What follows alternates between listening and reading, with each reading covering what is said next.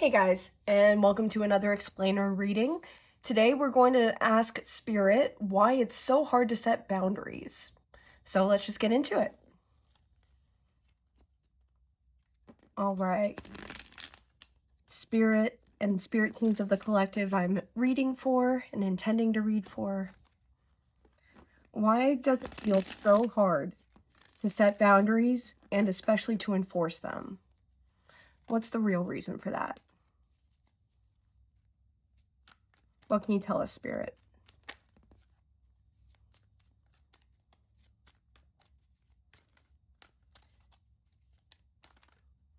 Anything else? There we go. Okay.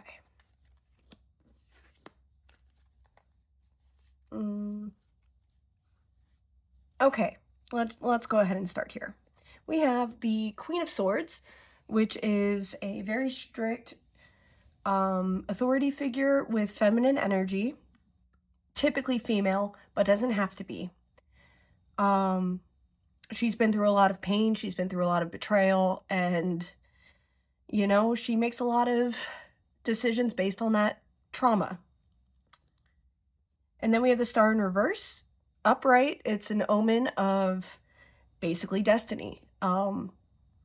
Your soul purpose or whatever parallel you believe in based on whatever. Anyway, I'm rambling. So we have that in reverse. So an authority figure with feminine energy has convinced you or had convinced you that setting boundaries is wrong. That it doesn't align with your path and it doesn't align with your soul.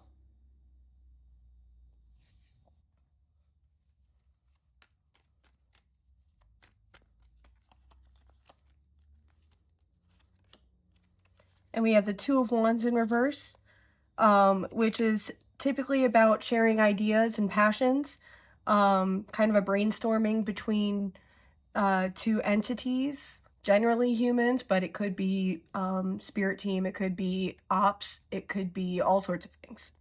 Anyway, but it's in reverse. So she didn't want you sharing your ideas because she felt your ideas were wrong.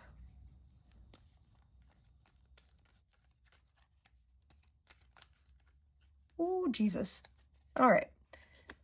She taught you that the world is nothing but pain and that this is just life. You got to get used to it.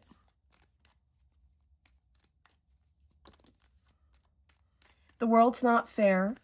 Life isn't fair, and anyone who tries to tell you otherwise is trying to sell you something, princess.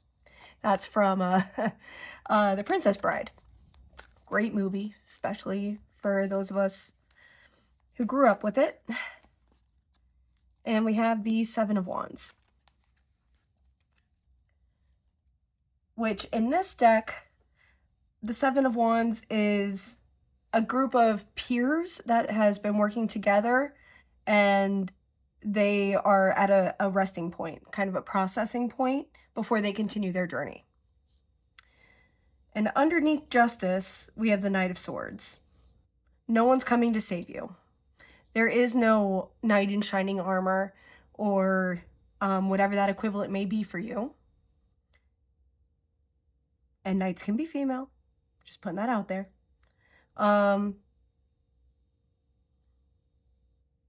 Yeah, this is just all negative. Everything's in reverse, except for the Tower and the Seven of Wands. That even if you get what you want, it's not going to be enough. It's still going to be weary and tiresome, and this is just how it is. Well, that's bleak. Okay. So, to recap,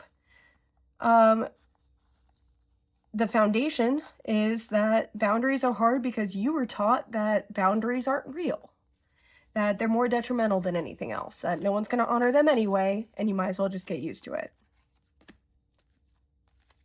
That you could be happy with all of these boundaries and restrictions and as long as they weren't yours, as long as the boundaries aren't yours, you'd be happy. But that's not actually how things work. Ooh, okay, you want this one. It's not that they were lying. We have the Page of Swords, which is a sneaky card, a sneaky person with childlike energy. They're very good at collecting secrets. They're very good at maintaining secrets. And they're just very clever. So, not a negative card, just sometimes has a negative connotation.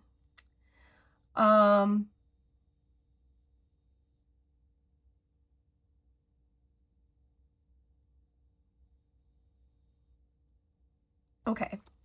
I don't know where that was going, so we're just gonna keep pulling cards. Oh, and that was at the bottom.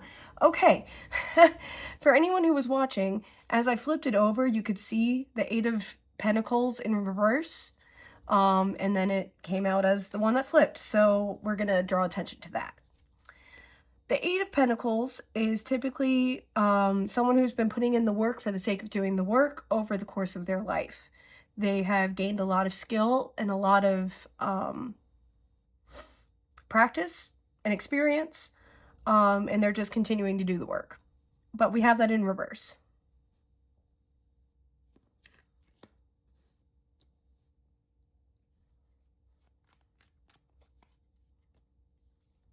We have the Wheel of Fortune in reverse, which is typically those life lessons that keep coming in cycles, but a little bit harder each time.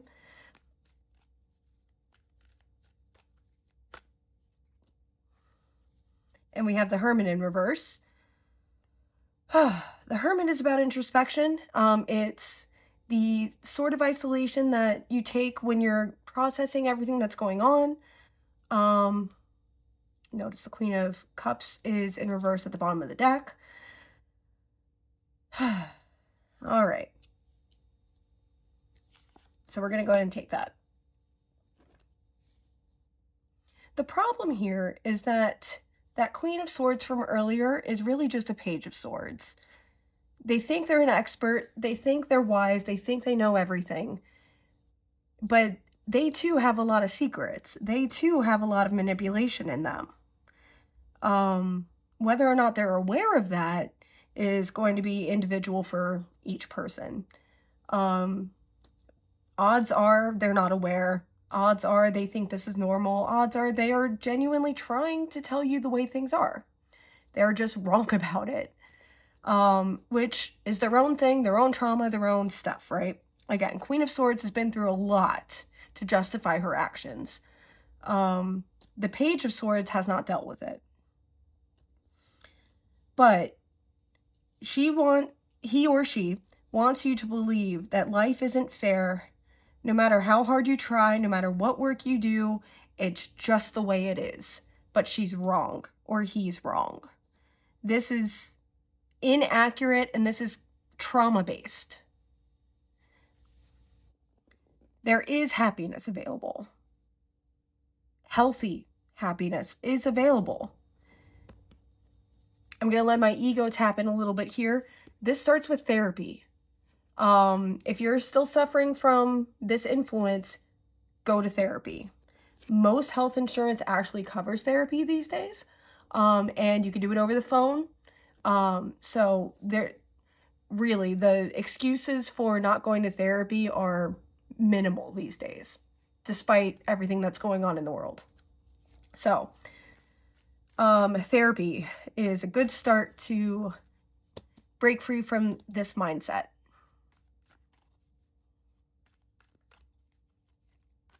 So what do they do, Spirit, other than therapy? What is your guidance outside of my ego?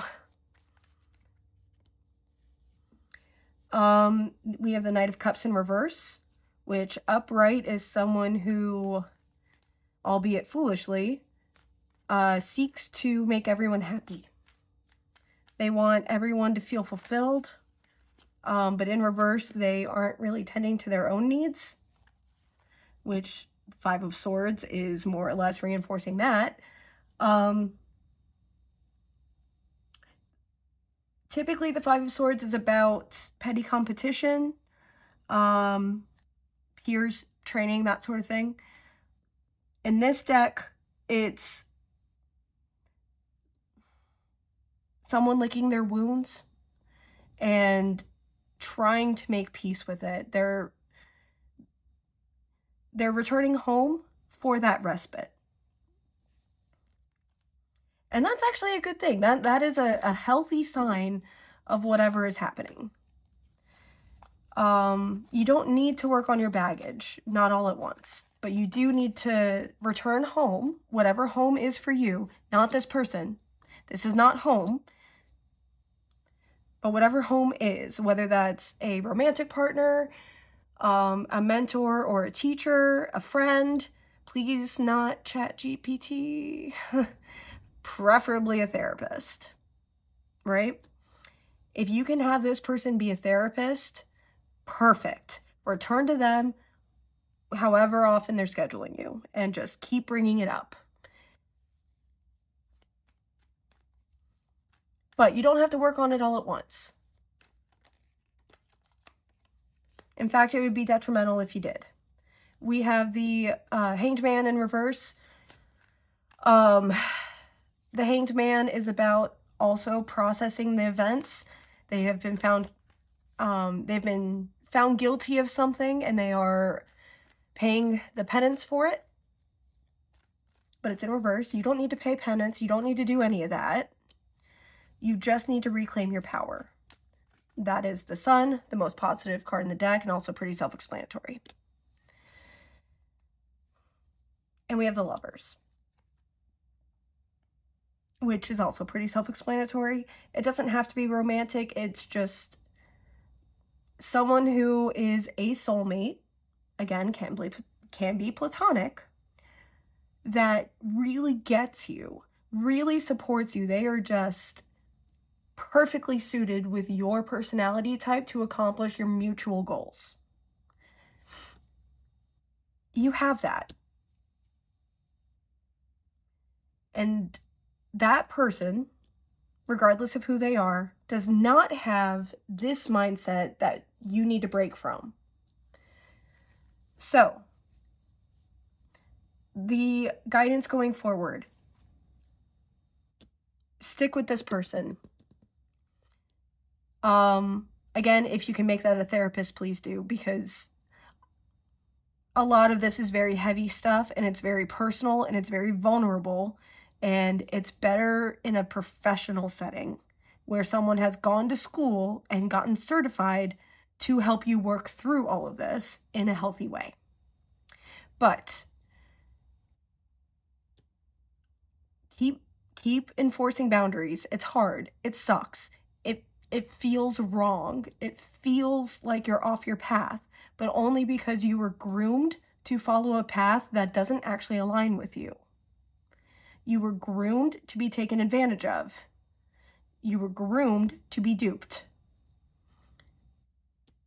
But thankfully, there is someone in your life perfectly suited to offset this.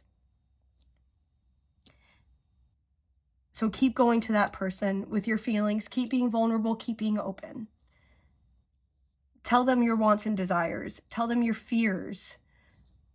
Tell them your baggage, what you're running away from, what you've done wrong.